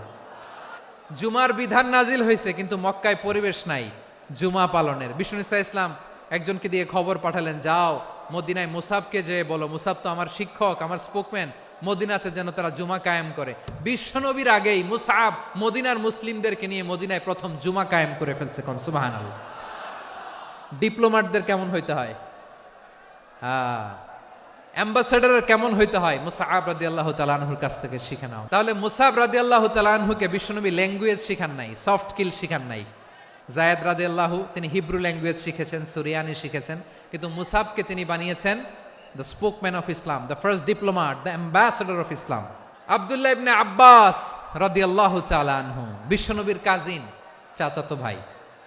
আবার মাইমুনা রাদিয়াল্লাহু তাআলা আনহু, মাইমুনা নবীর স্ত্রী, তিনি ছিলেন আব্দুল্লাহর আপন খালা। তো নবীর বউ যদি ওনার খালা হয়, নবী তার কি খালু। তাহলে সম্পর্ক অনেক গভীর, কাজিন আবার খালু। ছোট্ট মানুষ, তাই রাতে মাঝে মাঝে ঘরে থাকতো। বিশ্বনবী দেখলেন আব্দুল্লাহ যেহেতু আমার ঘরে ঢুকতে পারে, আব্দুল্লাহরে এই উম্মতের বড় শিক্ষাবিদ বানাইতে হবে। তাই আব্দুল্লাহ ইবনে আব্বাসকে বিশ্বনবী হাতে কলমে শিক্ষা দিয়েছেন। তো বিশ্বনবী রাতে যখন তাহাজ্জুদ পড়তেন, ছোট্ট আব্দুল্লাহ ঘরে থাকতো। বুঝতে পেরেছেন? ছোট্ট মানুষ তো ঘরে থাকতো। তো বিশ্বনবী তাহাজ্জুদের জন্য একবার দাঁড়িয়েছেন, ছোট্ট আব্দুল্লাহ ওযু করে দাঁড়াইছে। আচ্ছা বলেন তো, ইমাম আর মুসল্লি মোট যদি দুইজন হয়, একজন ইমাম একজন মুসল্লি, তো মুসল্লি ইমামের কোন দিকে দাঁড়াবে? ডানে দাঁড়াবে। ছোট্ট আব্দুল্লাহ বোঝে নাই, বিশ্বনবী তাহাজ্জুদ শুরু করেছেন, উনি একতেদা করছেন আর দাঁড়াইছেন বায়ে। কোথায় দাঁড়িয়েছেন? আব্দুল্লাহ বলেন, যখন আমি বায়ে দাঁড়ালাম, আখাযা রাসূলুল্লাহ সাল্লাল্লাহু আলাইহি ওয়াসাল্লাম উযুনি আল ইউমনা ইয়াফতিলুহা, বিশ্বনবী নামাজরত অবস্থায় আমার কান ধরে টেনে আমার ডান দিকে এনে দাঁড় করায় দিলেন। পড়েন সুবহানাল্লাহ। দেখেন, হাতে কলমে শিক্ষা। আর জীবনে ভুলাবে? কথা কয় না, আর ভুলাবে? আর ভুল হবে না। এভাবে বিশ্বনবীর অনেক সঙ্গ পেয়েছেন, সফর করেছেন, একই বাহনে বসেছেন, এক বাহনে বসে লম্বা নাসিহত করেছেন।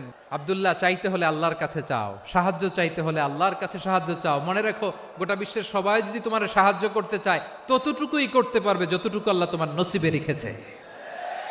গোটা বিশ্ব যদি তোমার বিরুদ্ধে ষড়যন্ত্রে দাঁড়িয়ে যায়, ক্ষতি ততটুকু করতে পারবে যতটুকু তোমার জন্য বরাদ্দ আছে। এর বাইরে কিছু করতে পারবে না। আওয়াজ করে বলেন ঠিক কিনা? এভাবে হাতে কলমে শিখিয়েছেন, বিশ্বনবীর সঙ্গ পেয়েছেন।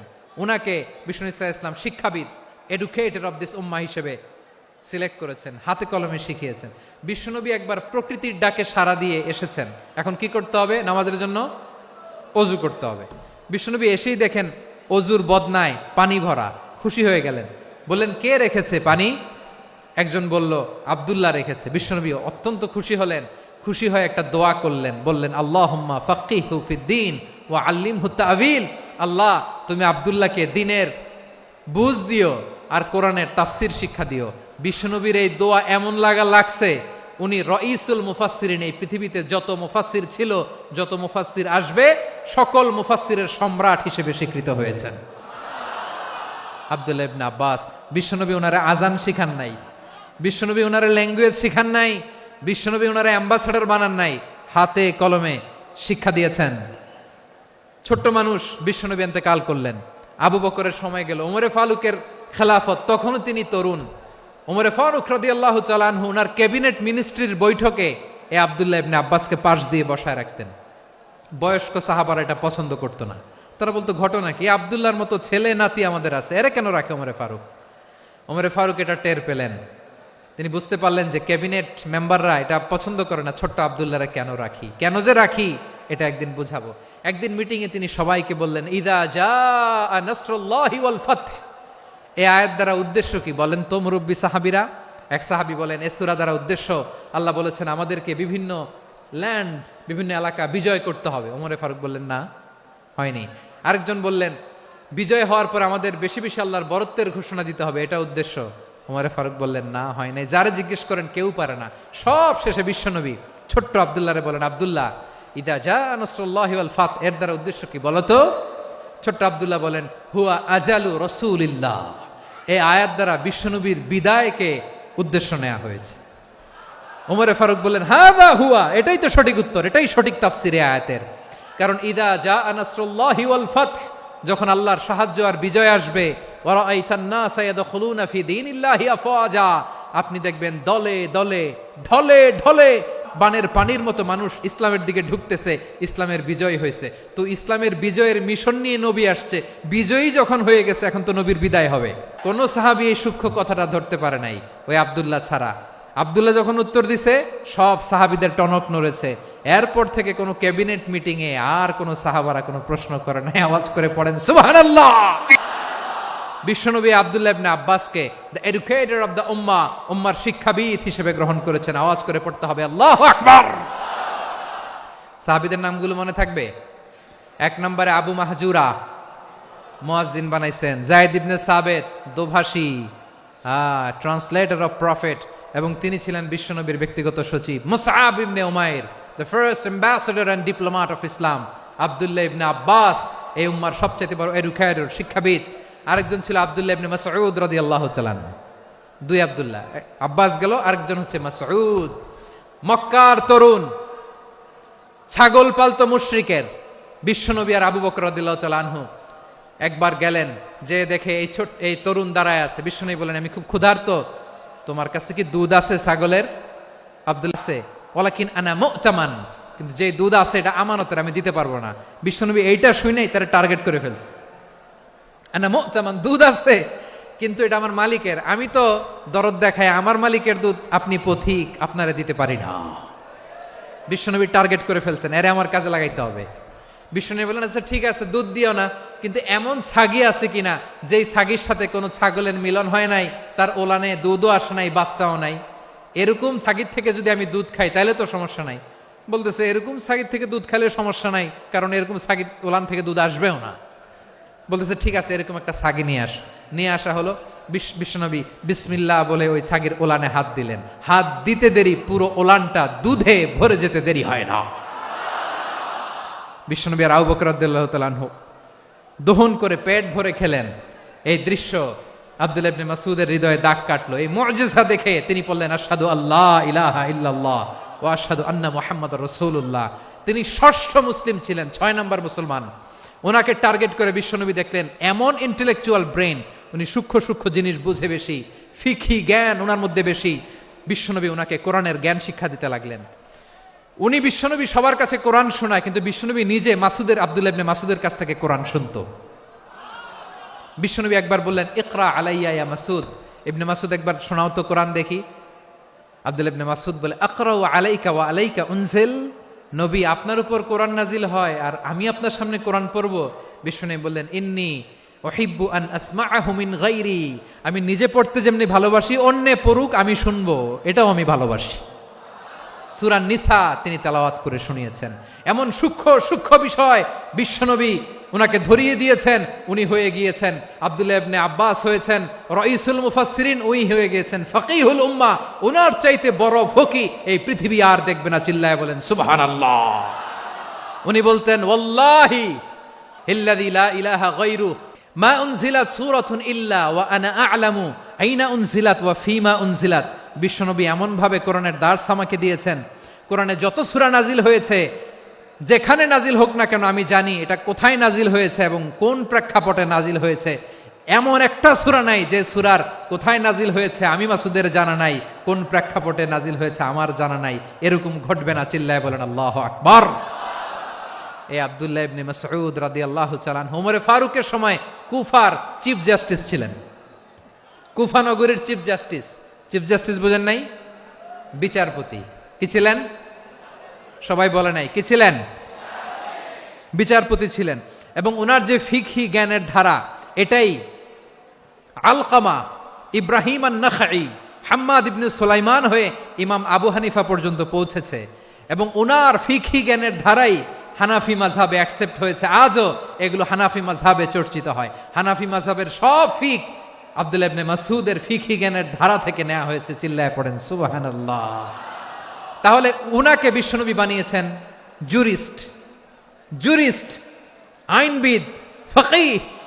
উনারে আজান শিখান নাই। হিউম্যান রিসোর্স ডেভেলপমেন্ট কিভাবে করবেন, মানব সম্পদের উন্নয়ন কিভাবে করতে হয়, কিভাবে যার যেখানে প্রতিভা কাজে লাগাতে হয় উনি দেখিয়েছেন। সুবহানাল্লাহ পড়বেন না? খালিদ বিন ওয়ালিদ কি ছিলেন? বীর যোদ্ধা। কিন্তু তিনি ইসলাম ধর্ম গ্রহণ করেছেন অনেক দেরিতে, 8ম হিজরিতে। তার মানে 8ম হিজরির আগে উনি মুশরিকদের পক্ষে লড়াই করেছেন। ওনার হাতে কত মুসলিম সাহাবী যে নিহত হয়েছে হিসাব নাই। বিশ্বনবী টার্গেট করে রাখছে, তুমি আমাদের মুসলিমদের এত ক্ষতি করলা, তুমি যখন মুসলমান হবা তোমারে দিয়ে আমি এমন কাম করামু যে এটা আর কেউ করতে পারবে না। খালিদ বিন ওয়ালিদ রাদিয়াল্লাহু তাআলা আনহু 8ম হিজরিতে মুসলিম হয়েছেন, মক্কা বিজয়ের আগে। তো মক্কা বিজয়ের আগে যখন মুসলিম হয়েছেন, এর আগে কি করছেন? কাফিরদের সাথে যুদ্ধ করেছেন। উনি উহুদের যুদ্ধে মুসলমানদের যে পরাজয় ভাব, কঠিন পরিস্থিতির মুখোমুখি উনার কারণে পেছন থেকে এমন আতর্কিত আক্রমণ করেছেন, মুসলমানদেরকে কচুকাটা করেছেন। 8ম হিজরিতে আল্লাহ তাআলা হেদায়েতের নূর দিয়ে ওনার হৃদয়টাকে উজালা করে দিলেন। লা ইলাহা এটা এমন বাণী যার হৃদয়ে একবার টাচ খাবে, এইটা থেকে সে আর পালিয়ে বেড়াতে পারে। ঝিনুকের ভেতর লুকিয়ে থাকে যেমন মতি, ঝিনুকের ভেতর লুকিয়ে থাকে যেমন মতি, কলমা শাহাদাতে আছে আল্লাহর জ্যোতি, কলমা শাহাদাতে আছে আল্লাহর জ্যোতি। ঠিক কিনা বলেন? মক্কা বিজয়ের আগে মুসলিম হলেন, হওয়ার পরেই বিশ্বনবীর টার্গেট ফুলফিল হলো। ওই যে টার্গেট করে রেখেছেন আর দোয়া করেছেন, খালিদ বিন ওয়ালিদ যদি মুসলিম হয় তাকে আমি মিলিটারি চিফ বানাবো। ওনাকে আজান শিখান নাই, ওনারে কান ধইরা নামাজের এই মাথা থেকে ওই মাথা আনান নাই, ফিকহি কোরআনের সূক্ষ্ম তাফসীর ওনারে শিখান নাই, অ্যাম্বাসেডর বানান নাই। বিষ্ণু ইসলাম উনাকে সামরিক অভিযানে প্রেরণ করেছেন। সামরিক অভিযানে তিনি প্রেরণ করেছেন। উনার জীবদ্দশায় উনার নেতৃত্বে যতগুলো যুদ্ধ হয়েছে, একটা যুদ্ধেও তিনি পরাজয় বরণ করেন নাই। ওমরে ফারুকের সময়কালে তিনি চিফ অফ মুসলিম মিলিটারি, মানে মুসলিম সেনাপতি হয়েছেন। তাহলে কিভাবে হিউম্যান রিসোর্স ব্যবহার করতে হয় গোটা বিশ্ব আমার নবীর কাছ থেকে শিখে নাও। খালিদ বিন ওয়ালিদ, ওনাকে বিশ্বনবী একটা উপাধি দিয়েছেন। উপাধিটা হচ্ছে সাইফুল্লাহিল মাসলুল, আল্লাহর নাঙ্গা তরবারি, আল্লাহর খোলা তরবারি, দ্য ওপেন সোর্ড অফ আল্লাহ। খালিদ বিন ওয়ালিদ মুসলিম সেনাপতি। হাসান বিন সাবেত রাসূলের সভা কবি, কালচারাল হিজিমনিকে ডিফিট করার জন্য। উনি ভালো অস্ত্র চালানো জানতেন না, ওই কাজে উনি যেতেন না। উনার ছিল কাব্য প্রতিভা। কাফিররা কবিতা দিয়ে নবীকে গালি দিত, বিশ্বনবী বলতেন, ইয়া হাসান আজিব আন রাসূলিল্লাহ, তুমি নবীর হয়ে কাফেরদের এই কথাগুলোর জবাব দাও। বিশ্বনবীর একটা মিম্বার ছিল, বিশ্বনবীর মিম্বারের পাশাপাশি মসজিদে নববীতে এই হাসান বিন সাবেতের জন্য বিশ্বনবী একটা স্পেশাল মিম্বার বানিয়ে দিয়েছেন। এখান থেকে তুমি জবাব দাও।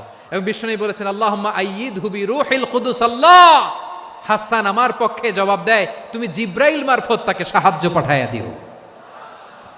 রাসূল সাল্লাল্লাহু আলাইহি ওয়াসাল্লামের সভা কবি, the poet of the prophet, নবীর কবি। উনি কবিতা দিয়ে, এমন উচ্চাঙ্গের ভাষায় কবিতা দিয়ে তিনি জবাব দিতেন, কাফিরদের গা শিহরে যেত, তাদের হৃদয়ে আগুন ধরে যেত। তাহলে এরকম কবিরও দরকার আছে না নাই? এখন যাকে আল্লাহ দিছে কাব্য প্রতিভা, এরা যদি আপনি যুদ্ধের ময়দানে পাঠান হবে? যারে দিছে সুরেলা গলা, এরা যদি অ্যাম্বাসেডর বানান হবে না।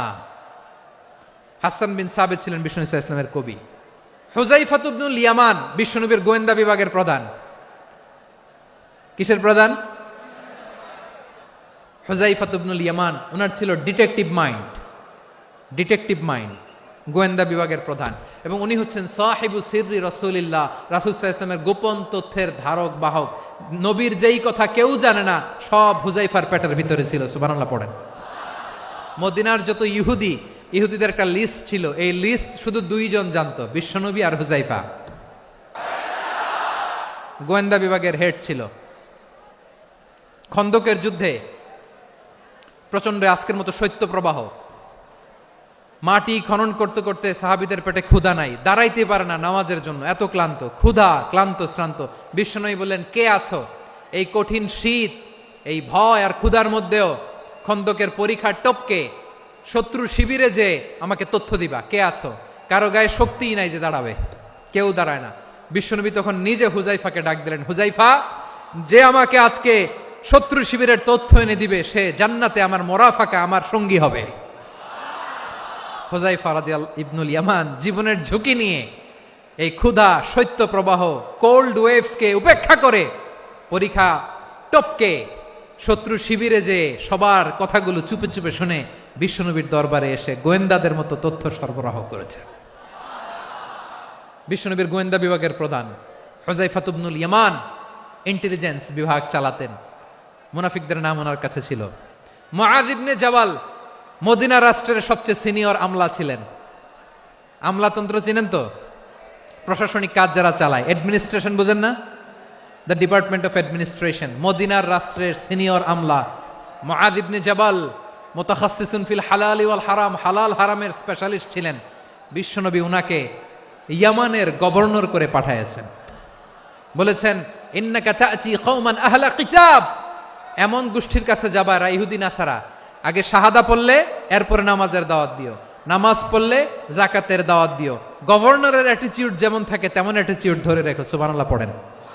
তাহলে মুআয ইবনে জাবালকে দিয়ে বিশ্বনবী কবিতা লেখায় নাই, চিঠি লেখায় নাই, আজান দেওয়ায় নাই। সুবহানাল্লাহ পড়বেন না?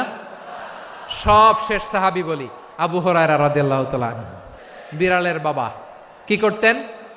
খালি হাদিস মুখস্থ করতেন। উনি বলতেন, আলজামু রাসূলুল্লাহ আলা মিল ইবাতনি, আমার শুধু পেটের ক্ষুধার বন্দোবস্ত হইলে আমি নবীর সঙ্গ ছাড়তাম না। আমার আনসার সাহাবারা ক্ষেত খামারের কাজ করত, আমার মুহাজির সাহাবারা ব্যবসা করত, আর আমি নবীর সাথে সাথে থাকতাম। শুধু সকাল বিকাল 2 বেলা যদি আমার খাবারের বন্দোবস্ত হয়, আমি আর নবীর লক ছাড়ি না। সুবহানাল্লাহ কইবেন না? 5374টা হাদিস তিনি বর্ণনা করেছেন। সবচেয়ে বেশি হাদিস বর্ণনাকারী সাহাবী। হাদিস প্রিজার্ভেশনের কাজে বিশ্বনবী ওনাকে কাজে লাগিয়েছেন। উনি একদিন বলেন, ইয়া রাসূলুল্লাহ আসমাউ মিনকা কাসীরান ফালা আহফাজু। নবী অনেক কথা শুনি, আমার মনে থাকে না। বিষ্ণু বললেন, তাই? উবসুত রিদাক, তোমার চাদরটা বিছাও। আবু হুরায়রা বিছালেন, বিশ্বনবী হাত বুলায় দিলেন, এরপরে অনেক হাদিস বর্ণনা করলেন। আবু হুরায়রা বলে, তারপর থেকে বিশ্বনবী যাই বর্ণনা করে আমি শুনি আর একটাও বলি না। এখন সুবহানাল্লাহ। বিশ্বনবী ওনাকে হাদিস প্রিজার্ভেশন, নবীর এই যে লক্ষ্য হাদিস প্রিজার্ভেশনের এই দায়িত্ব দিয়েছেন সাইয়েদনা আবু হুরায়রা রাদিয়াল্লাহু তাআলা আনহুকে। প্রিয় ভাইরা, তাহলে 10 জন সাহাবীর কথা যে বললাম, আপনারা কি খেয়াল করেছেন কত বড় ট্যালেন্ট হান্টার, চৌকস ট্যালেন্ট হান্টার ছিল আমার নবী। এক একজনের এক এক ট্যালেন্ট এক এক কাজে অ্যাসাইন করেছেন, এক একজনকে এক এক দায়িত্ব দিয়েছেন, এক একজনের প্রতিভাকে এক একভাবে বিকশিত হওয়ার সুযোগ দিয়েছেন। আওয়াজ করে বলেন ঠিক কি না? এখন আমার পর্দার আড়ালে আমার মায়েরা বলবে, এতগুলো পুরুষ সাহাবীর কথা বললো, নারী সাহাবীরা কি কিছু করে নাই? হ্যাঁ, একজন নারী সাহাবীর কথা বলে মোনাজাত হবে, দোয়া ছাড়া কেউ যাব না। রুফাইদা আল আসলামিয়া রাদিয়াল্লাহু তাআলা আনহা, ওনার বাবার নাম সাআদ আল আসলামি। বিশ্বনবী কি খেয়াল করলেন দেখেন, সাআদ ছিল মদিনার বড় ডাক্তার। এই নারী সাহাবী রুফাইদা বাবার কাছ থেকে চিকিৎসা বিদ্যা শিখেছেন। যখন শিখছে, বিশ্বনবী দেখলেন আমার তো প্রতি সপ্তাহে সপ্তাহে যুদ্ধে আহত সাহাবীদের সেবা দিবে কে? বিশ্বনবী রুফাইদাকে বললেন, রুফাইদা তুমি মসজিদে নববীর পাশে একটা মেডিকেল ক্যাম্প করো। এই যে সাকিনা আদ্দিন মেডিকেলের আমার ছাত্রী বন্ধুরা, শুনে রাখো, তোমাদের আইকন হচ্ছে এই রুফাইদা আল আসলামিয়া। বিশ্বনবীর ডিরেকশন অনুযায়ী তিনি মসজিদে নববীর পাশে একটা মেডিকেল ক্যাম্প করলেন এবং আহত সাহাবাদের চিকিৎসা উনি ওনার টিম নিয়ে দিতেন। বিশ্বনবীর পরামর্শে উনি আনসারি এবং মুহাজির মহিলা সাহাবীদেরকে নিয়ে একটা স্পেশাল মেডিকেল টিম গঠন করলেন। খায়বার যুদ্ধে 7ম হিজরিতে যখন বিশ্বনবী যায়, উনি ওনার টিম নিয়ে আসলেন, বললেন, ইয়া রাসূলুল্লাহ, আমরা তো তলোয়ার চালাতে পারি না, আমরা তো তীর মারতে পারি না, আপনি যদি অনুমতি দেন খায়বার অভিযানে আমি আমার টিম নিয়ে মেডিকেল টিমের সেবাটা সার্ভিসটা দিতে চাই। পড়েন সুবহানাল্লাহ। বিশ্বনবী অনুমতি দিলেন, যোদ্ধা সাহাবীদের সাথে রুফাইদা আল আসলামিয়া উনিও মেডিকেল টিম নিয়ে অগ্রসর হলেন। খায়বারের প্রতিটা আহত ইনজুর্ড সাহাবী যারা ইনজুরির শিকার হয়েছেন, সবাই রুফাইদা আল আসলামিয়ার এই মেডিকেল ক্যাম্প থেকে চিকিৎসা সহায়তা পেয়েছেন। সুবহানাল্লাহ পড়েন। দেখেন কিভাবে বিশ্বনবী ট্যালেন্ট বাছাই করতেন। আপনি অবাক হবেন, বাহরাইনের মেডিকেল ইউনিভার্সিটিতে রুফাইদা আল আসলামিয়া মেডিকেল প্রাইজ অ্যাওয়ার্ড প্রতি বছর দেয়া হয়। যদি 8 দিনের এই মেডিকেল, আমার বোনেরা যদি জেনে থাকো জানো, না হলে নতুন করে জানো, সার্চ দিও, রুফাইদা আল আসলামিয়া মেডিকেল অ্যাওয়ার্ড বাহরাইনের ইউনিভার্সিটিতে দেয়া হয়। প্রিয় ভাইয়েরা, তাহলে আলোচনার সামারি আমরা করি। বিশ্বনবী যেভাবে হিউম্যান রিসোর্সকে ম্যানেজ করেছেন, যার যেখানে প্রতিভা কাজে লাগিয়েছেন, আমরাও যদি করি আমাদের বাংলাদেশের চিত্র আমরা পাল্টে যেতে পারবো।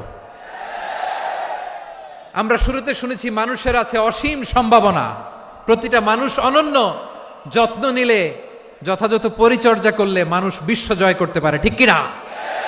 আমাদের হাফেজে কোরআনের সামনে দাঁড়াতে পারে এমন কোনো হাফেজে কোরআন আল্লাহর জমিনে জন্ম হয় নাই। গোটা বিশ্ব কাঁপিয়ে তারা সেরা, আমাদের ক্রিকেটাররা সেরা, আমাদের তৈরি পোশাক শিল্প সেরা, এরকম অনেক অনেক সেরা জিনিস আছে, আমরা এগুলোরে নার্চারিং করতে পারি নাই, পরিচর্যা করতে পারি নাই, সঠিক তারবিয়াতের অভাব। তাহলে মানুষের অসীম সম্ভাবনাকে কাজে লাগাতে হবে, ঠিক কিনা বলেন? ইউনুস গভর্নমেন্টকে আমি বলবো, অল্প সময়ের জন্য আপনারা এসেছেন, সংস্কারও করতে হবে, আবার নির্বাচনও করতে হবে। সব সংস্কার হতে করতে পারবেন না, যতটুকু পারবেন এর মধ্যে আমাদের যে হিউজ ম্যান পাওয়ার, আমাদের যে মানব সম্পদ, হিউম্যান রিসোর্স, এটাকে ডেভেলপ করে আপনাদের যেতে হবে। যেটা পারবেন না সেটাকে পরবর্তী নির্বাচিত গভর্নমেন্টের কাছে রেখে যেতে হবে, যে তারা যেন করে, তাদের কাছে আপনারা এটা রেখে যাবেন। তাহলে মানুষ চাইলে বিশ্ব জয় করতে পারে, আর মানুষকে হারাতে পারে কেউ? আল্লাহ আমাদেরকে জনসংখ্যা দিয়েছেন প্রিয় ভাইয়েরা, এই জনসংখ্যা অনেক বড় সম্পদ, এটা আমাদের জন্য অভিশাপ নয়, আশীর্বাদ। আমাদের জনসংখ্যাকে যদি আমরা জনশক্তিতে রূপান্তর করতে পারি, আজকে বাংলাদেশ যে অবস্থানে দাঁড়িয়ে আছে, বাংলাদেশ তার 20 গুণ উন্নতির শিখরে চলে যাবে। চিল্লায় বলো ঠিক কিনা? আমাদের শ্রমিক ভাইয়েরা বাইরে কাজ করে, আমাদের শ্রমজীবী ভাইয়েরা, প্রবাসীরা, তাদের ব্যাপারে গুরুত্ব দিতে হবে।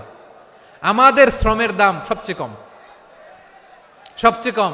তারা এম্বাসিতে গুরুত্ব পায় না, এয়ারপোর্টে গুরুত্ব পায় না। এই সরকার অবশ্য তাদেরকে অনেক গুরুত্ব দিচ্ছে।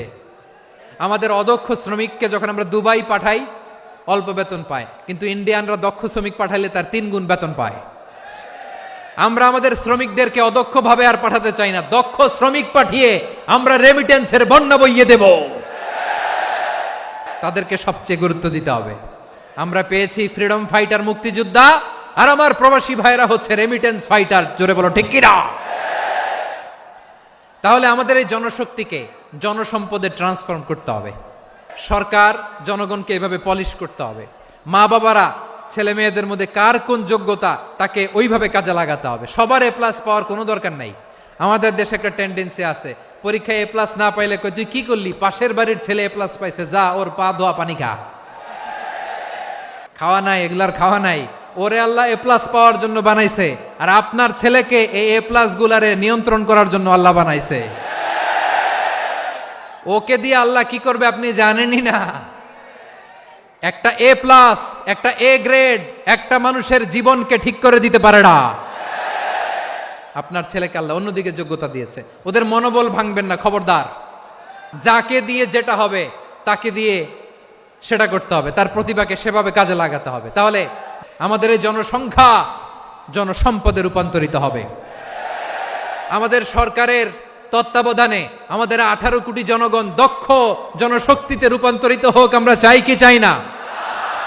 আমরা ভালো মানুষ, শ্রেষ্ঠ মানুষ হতে চাই কি চাই না? ওই জাপানিজদের মতো সৎ, ওই ইউরোপিয়ানদের মতো কালচার্ড। আমাদেরকে আল্লাহ তাআলা কোরআন সুন্নাহ অনেক কিছু দিয়েছেন। যেহেতু বর্তমানে আমরা দেখছি তারা সৎ, তাদের মধ্যে ভ্যালিউ আছে, সেগুলো আমাদের মধ্যে আনার দরকার আছে না নাই? আর ইসলাম দিয়ে আমাদের জীবনকে সাজাতে হবে। ইসলাম দিয়ে আমার পরিবারকে সাজাতে হবে। ইসলাম থেকে, কোরআন থেকে প্রেসক্রিপশন না নিলে জীবন সুন্দর হবে না। কোরআন থেকে প্রেসক্রিপশন না নিলে সমাজ সুন্দর হবে না। কোরআনের প্রেসক্রিপশন না মানলে রাষ্ট্র সুন্দর হবে না। কোরআনের প্রেসক্রিপশন অ্যাপ্লাই না করলে শুধু দুর্নীতি দমন কমিশন দিয়ে দুর্নীতি বন্ধ করা যাবে না। এজন্য কোরআনের আইন আমরা চাই কি চাই না? প্রিয় ভাইয়েরা, হিউম্যান রিসোর্স ডেভেলপমেন্ট, মানব সম্পদের উন্নয়ন, আমাদের সরকার যেন এদিকে নজর দেয়। আমরা যেন এই ব্যাপারে যত্নবান হয়ে উঠি। যাকে আল্লাহ যে যোগ্যতা দিয়েছে, এই যোগ্যতা দিয়ে আমরা যেন ইসলামের জন্য, দেশের জন্য কাজ করি। আমরা যেন আমাদের স্কিল ডেভেলপ করি, আমাদের পটেনশিয়ালকে ডেভেলপ করি। মোরালিটি, ভ্যালিউজ নিয়ে শায়েখ আহমদুল্লাহ আলোচনা করেছেন, এগুলো দিয়ে যেন আমরা আমাদেরকে সাজাই। আল্লাহ তাআলা আমাদের দেশকে তুমি নিরাপদ করো, আমরা পড়ি আমিন।